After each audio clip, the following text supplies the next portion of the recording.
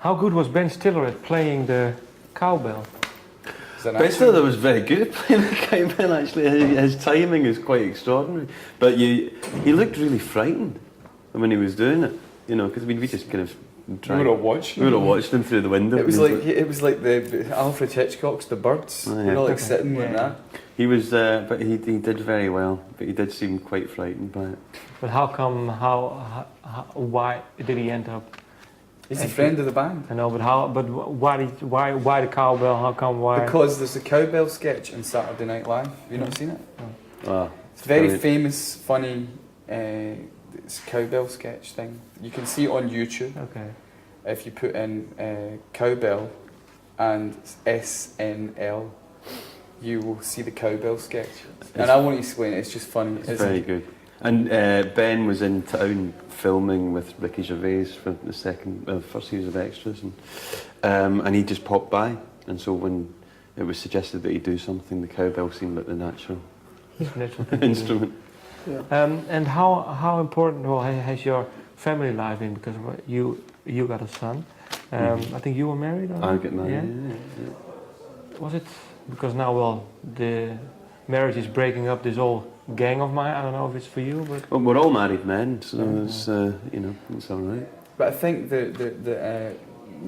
what it means now to me to be a father, to come on the roads and promote and do work, is that I've got to be away from my son. I'm missing things already. Like it's like I'm missing that, and I'm missing his first steps, his first words, all these things I'm going to miss. So I've got to make this time from now until 18 months time when we're promoting and touring the world. We've got to play. I'm playing every show like it's the last show I'm playing. I'm doing every interview that I can possibly do, and I want to work, you know. But whereas before, you're like, I'll just do it. But this is different because I want to make use of the time. So if I didn't make use of the time, what a waste of time it would be. I may as well just be at home with my son.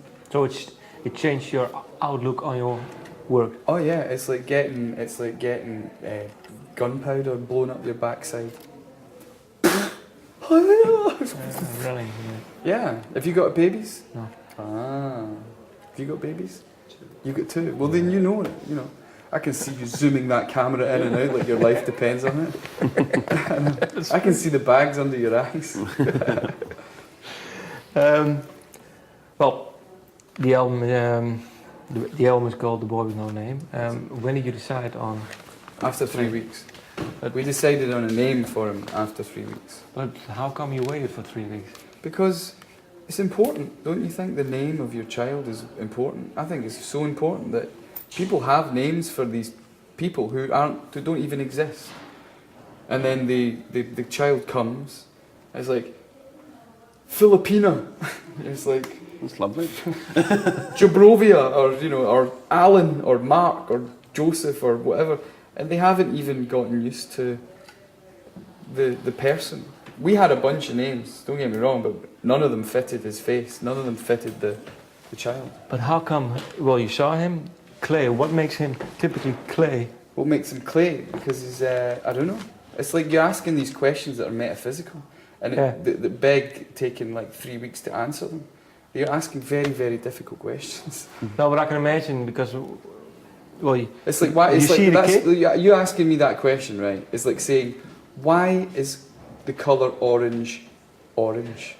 Okay, well that's a really hard question. Well, I'll ask you that question. Okay. Why is the color orange orange? Let me then rephrase the question. I think you should. Okay, rephrase the question.